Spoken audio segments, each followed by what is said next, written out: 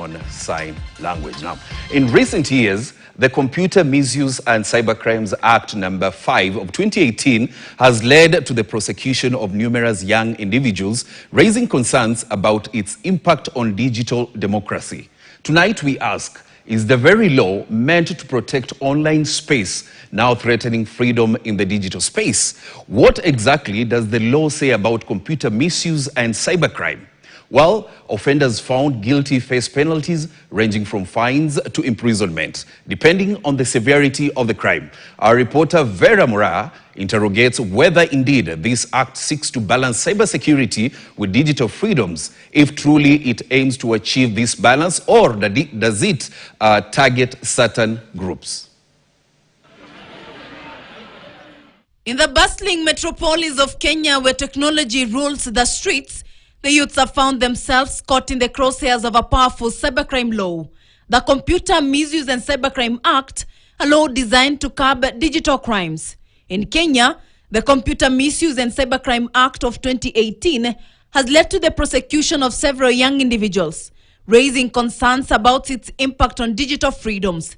The law, originally intended to regulate cyber activities and enhance cybersecurity and combat cybercrime, has increasingly been used in cases involving online activism and digital expression. The end goal is just to frustrate, harass and punish them. And I think a very important message goes to our National Assembly and this, again. The National Assembly, it is time it looks at this particular act.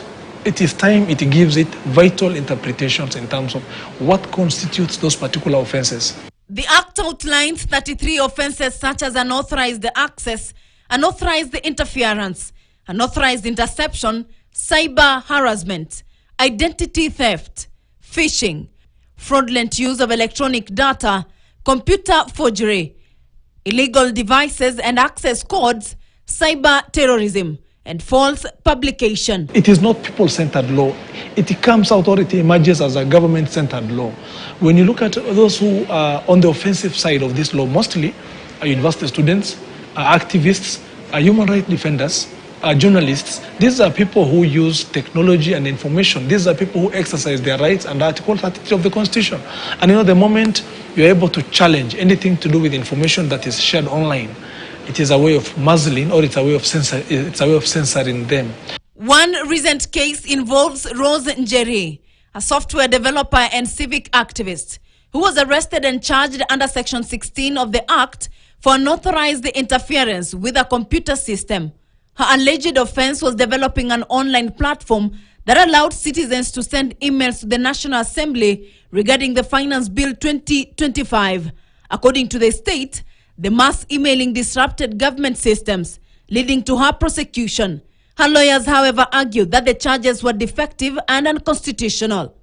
This charge that has been brought before you must be read in the light of public policy, in view of what the country is currently anticipating, that the state is at the verge of introducing a punitive finance bill, and they do not want the members of public to react to it. Njeri's case has sparked national debates on whether the act is being weaponized to suppress civic engagement. Critics argue the law is being used to frame legitimate online activities and cybercrimes.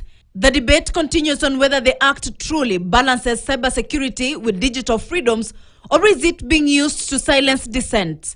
Penalties under the act vary depending on the severity of the crime, including fines and imprisonment ranging between 200,000 Kenyan shillings to 20 million Kenyan shillings fine, or 6 months to 20 years imprisonment, or both.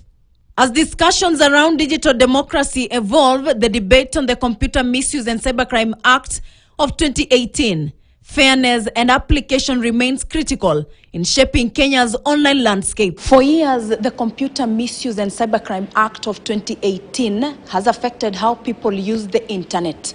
While some Kenyans may think it is necessary for security, others oppose that it could limit freedom of expression. Discussions around this act continues. Vera Mura for KTN, Nairobi. A suspect in the murder case of a Kasipul